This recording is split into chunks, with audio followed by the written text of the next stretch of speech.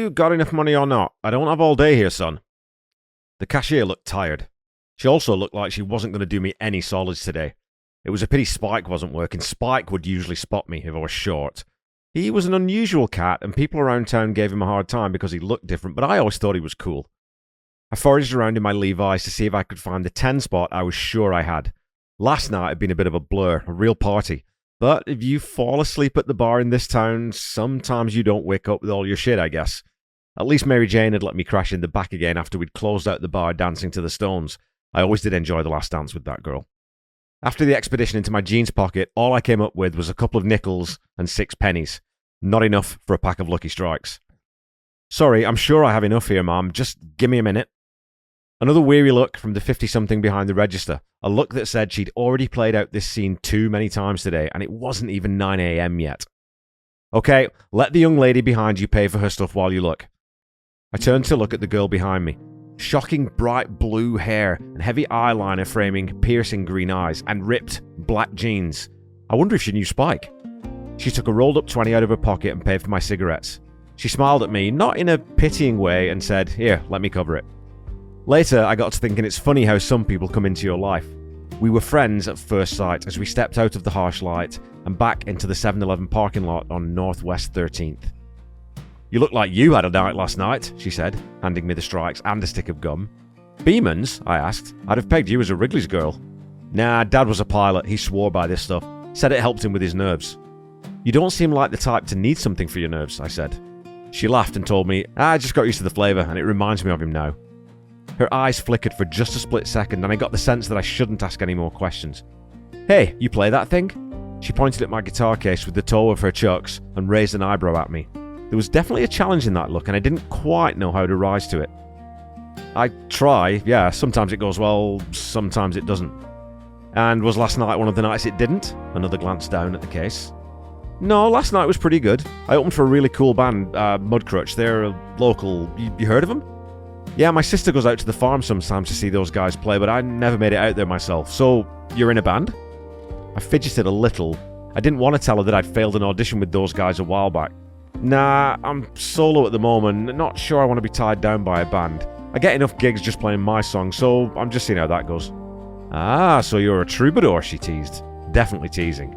That laugh again. This time playful. This time definitely challenging. I chuckled myself and said, "One day maybe, yeah." "I'm Zoey, with a Y," she said, extending a hand. I think she's the first girl I ever shook hands with. "With a Y? How else would you spell it?" This time the laugh was pure amusement. "Oh, brother, you ever left Gainesville, dude?" "Sure," I said. "I've been to Brooker and I've been to Micanopy too. My brother works in St. Louis and I'm going to visit him in a couple of weeks." "Oh, so you've been all around the world." This time we both laughed. "Yeah, so where you been, Miss World Traveller?" "Last year I was in London." "You know London? England?" "For real? Like where the Queen lives?" "Yeah, that's the one. My first time on a plane. You feel like you're chasing the sun when you fly, but out the window of the 747, man, there was nothing. Only black sky." She took a smoke from the breast pocket of her shirt and said, "Hey, you got a light for the girl who just picked up your smokes?" I went back to foraging in my Levi's and came up short. "I did? Fell asleep at the bar last night and woke up with nothing much left in my pockets." "Ah, you were at Dubs. Rookie mistake." "Hey, wait," I said. "I think I have a spare in my case." Thank God they didn't take that. I unclasped the case, and the sun shone off the pickguard of my D28. I lifted the neck and opened the compartment. Sure enough, there was my Zippo. I flipped it and sparked it into flame, holding it to Zoe's cigarette and watching her breathe orange glowing life into the end. "You want to quit falling asleep in bars? You're going to lose that thing one day." "It's just a lighter," I said. Another laugh. "The guitar, dummy. I meant the guitar." "Nah, the crooks at Dubs ain't all that bad. They'll lift your change and your Bic, but they'd never steal your Martin." "Yeah, good point," she said. "Mary Jane wouldn't stand for that. Anyways, where you headed? You look like you could use a ride."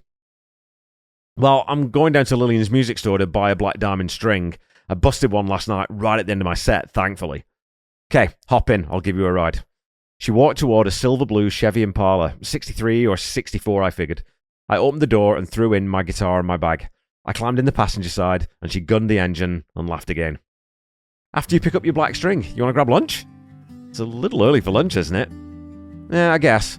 Maybe we could drive around some and wait for it to be lunch." A quick glance over at me and another smile. I wasn't sure what signals I was getting here, but I knew that for some reason I I felt comfortable with this girl and her crazy blue hair. Sure, I got nothing but time today. We headed south on 441. The cars passing on the other side of the road sounded like waves crashing on the beach. I pulled my notepad out of my back pocket. It had also survived the petty larceny at Dubs, and scribbled down that phrase. What are you writing there, troubadour? Nah, nothing much, just thought of a fragment of a lyric idea. Her eyes lit up. Cool! What is it? My turn to feel like keeping things close. I don't like talking about ideas until I have them fleshed out and surrounded by chords. Ah, a mysterious troubadour. A mysterious troubadour without a name. I realised that when she'd shaken my hand and told me about the why, I hadn't given her anything in return. Jack, without a Y. This time the laugh was full and joyous. Where the hell would you put a Y in Jack? Ah, you've never been to Micanopy. We both laughed, hard. We drove for a couple hours, laughing, talking, wondering, dreaming. The AM radio was turned to the Big Ape, and we discovered a shared love of rock and roll. It was a beautiful, warm fall day as we cruised through Ocala, Summerfield, Tavares, until eventually Zoey announced, "It's close enough to lunch now, Jack. I'm buying you a sandwich." When we reached Mount Dora, we pulled into the Ice House parking lot, and she said, "They have the best Reubens here." Zoey wasn't self-conscious when she ate. She was animated most of the time, and having a mouthful of sauerkraut and corned beef didn't slow her down much. "Jack, I need to ask you a serious question." She said this with the least serious look on her face I could imagine. "You want to just head someplace today? Like, what if we just head to the 75 and drive north until sundown? Where do you think we get to?" I don't know, Zoey. Why don't we just head that way and find out? But I got no money right now. I'd have to head back to town and grab some money. My pops will be at the Glen Springs pool working, so I could hit him up for some cash. Let's just drive. I got our gas and food money covered, and we can crash in the Chevy if we need to, Jack. I want to go. I want a big weekend, kick up the dust. What, so we're just going to go with no place to stay, no plan? A slight manic edge to Zoey's laugh this time. Yeah, let's just go. You can look back, but it's best not to stare, Jack. More rock and roll, more crazy stories about Zoey's friends. Apparently, her high school best pal, Eddie, was on his way out to Hollywood. He had a guitar too. According to Zoey, not as nice as mine, and she wasn't sure how good he could play it, but she said he was cute and maybe he'd make it in movies if he couldn't get a gig. It was getting close to 5 when I started yawning and my head started to nod, and not in time to Elvis and Chuck Berry. If you want to lay down in the back seat, Jack, there's plenty of room. Just kick everything onto the floor and stretch out. You sure? I could use an hour. It was a long night. The mysterious troubadour needs a nap. Knock yourself out, dude, she said. The back seat could have been a hotel, and I felt like I could have slept for 1,000 years in there. Every now and then she'd laugh out loud for no reason, and while I was only dozing, I pretended not to hear. I rolled up my jacket under my head and stretched my body out, drifting in and out of sleep. I woke up after an hour and a half feeling fairly refreshed and clambered back into the front seat. More oldies. Country this time. Johnny, Waylon, Willie, the Outlaws. For an hour or so, with the sun starting to make its way to the basement to sleep, we drove in relative silence. Zoey's mood seemed to darken with the sky, or that's the way it felt. I asked if there was anything wrong. She said, "Nothing worth talking about." And that's how it was for a while. A blue Sunday down the interstate. Blue with shades of grey and orange as the light began to fade. After a while, she turned to me with an actual serious expression and asked me, "You ever found it funny, Jack, how a crowd gathers around anyone living life without a net?" Then she let go of the steering wheel and closed her eyes. That was the day I met Zoey. There's a lot more to tell, but I'll save that for another time.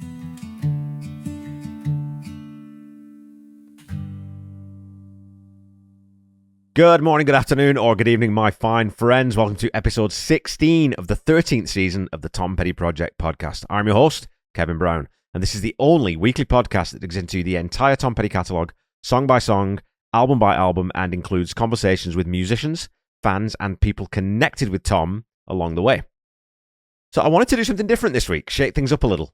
Today's song, Blue Sunday, is this gorgeous little vignette that gives you a glimpse of another life.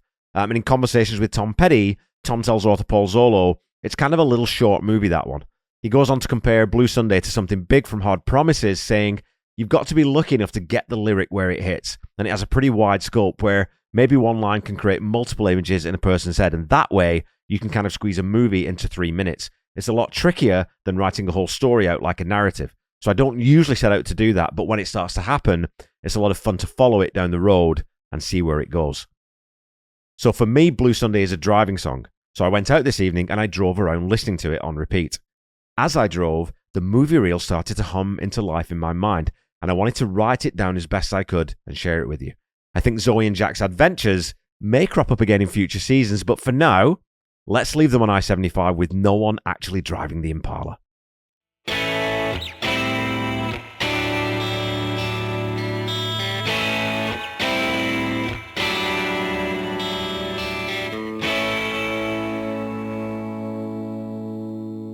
Blue Sunday is an incredibly simple song musically. There's the verse section and the chorus section.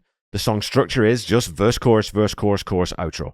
No percussion, but lots of acoustic guitar. I suspect there's a 12-string in there, along with what is likely Tom's D28 Martin.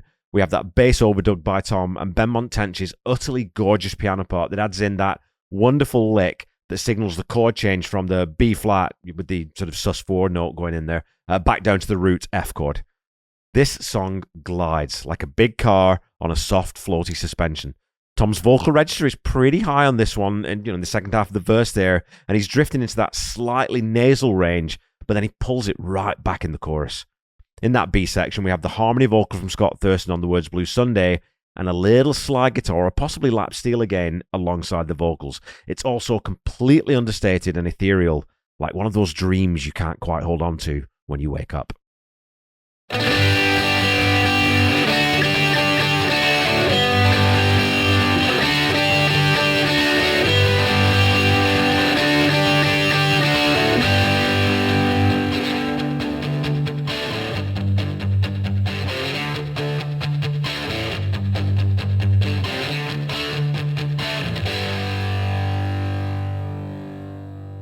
All right, folks, it's already time for some petty trivia. It's going to be a short episode this week. Your question from last week was this. Lenny Castro is credited with percussion on The Last DJ, but which was the first album that we've already covered which featured his contributions? Was it A, Full Moon Fever, B, Into the Great Wide Open, C, Wildflowers, or D, Echo? Well, percussion on Full Moon Fever was handled primarily by Phil Jones with a gentle assist on one song from Jim Keltner. On Into the Great Wide Open, Stan Lynch, along with Tom and Jeff Lynne, add percussion, and Lenny Castro does appear on Echo, but that was his second stint with the Heartbreakers, meaning your answer is C, Wildflowers. Castro provided percussion on 8 of the 15 tracks on the album, as well as Hung Up and Overdue from all the rest, but initially, obviously that song was released on the She's the One album. So your question for this week tests your memory from a previous season. Which drummer plays on the track Hung Up and Overdue? Is it A, Stan Lynch, B, Steve Ferroni, C, Jim Keltner, or D, Ringo Starr?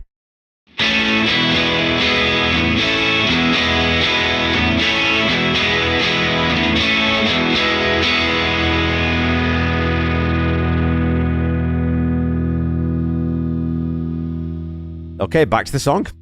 The interplay between the guitars on this song is a masterful swirl of different flavors, all interlocking into an aromatic sonic soup. We don't build as we typically would in a Heartbreaker song. There's no organ creeping in to fill out the sound later on. There's no percussion coming in to build us to a climax. And there's no bridge. We're just held, captivated by this story and the lilting acoustic sway of the music for slightly less than 3 minutes. On last week's episode, I'd read a comment from the wonderful Mark Lindsay, who was talking about my repeated assertions that every Petty song has at least one line in it that I'd give my right arm to have written. And this week's song, the entire thing falls into that category. Just think about the incredible imagery in that second verse that set my imagination running wild as I drove around tonight. Her backseat could have been a hotel. I slept for 1,000 years. Every now and then she'd laugh out loud for no reason. I pretended not to hear. It's kind of like that line, honey, don't walk out, I'm too drunk to follow. It just fires off so many images in your mind in the best possible way. And it's one of those songs, again, that has this framing for this big story that we only get a little part of. The final repeat of the chorus changes the lyrics, and instead of interstate and shades of grey, we get a blue Sunday we never met before. It's a blue Sunday when it's time to leave, you go. And from there, the guitars lead us gently out, and we do resolve down so satisfyingly to the root chord. So, again, a short episode. I didn't talk a lot about the music on this song. I know I didn't do that, and I know I didn't talk too much about the lyrics. I just wanted to sort of try and express the way that this song hits me by giving you sort of the broader narrative that often comes to mind when I'm listening to one of Tom's story songs. You know, I've got actually sort of a short story idea for something big as well, but this one came in a hurry. As I was driving around, I listened to this song at least sort of 10, 12 times, I think, on repeat. And as I was listening to it, this broader picture of these two young people just driving around in Florida and then heading north and just getting out of town into the sunset, it just sort of came to mind. So I wanted to, again, give you an idea of sometimes what Tom's music does to me internally, rather than me picking it apart and giving you sort of the nuts and bolts of what it's doing externally. I hope that's okay. And I hope none of you feel ripped off.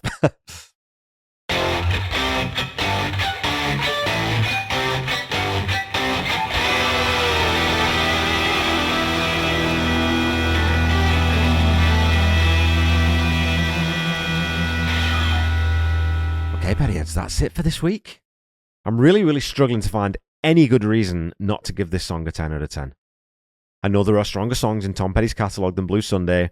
I know the structure is simple, and no one is doing anything pyrotechnically jaw-dropping. It clocks in at under 3 minutes. It has no bridge.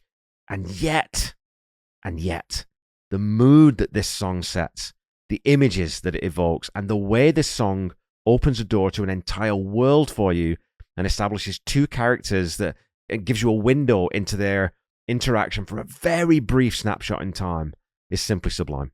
Every fiber of my objective being says that this can't be a 10 out of 10, but every emotional impulse and every piece of my heart says that it is. So on this occasion, I'm going to listen to my heart. It's going to tell me what to do. Blue Sunday, it's a 10 out of 10.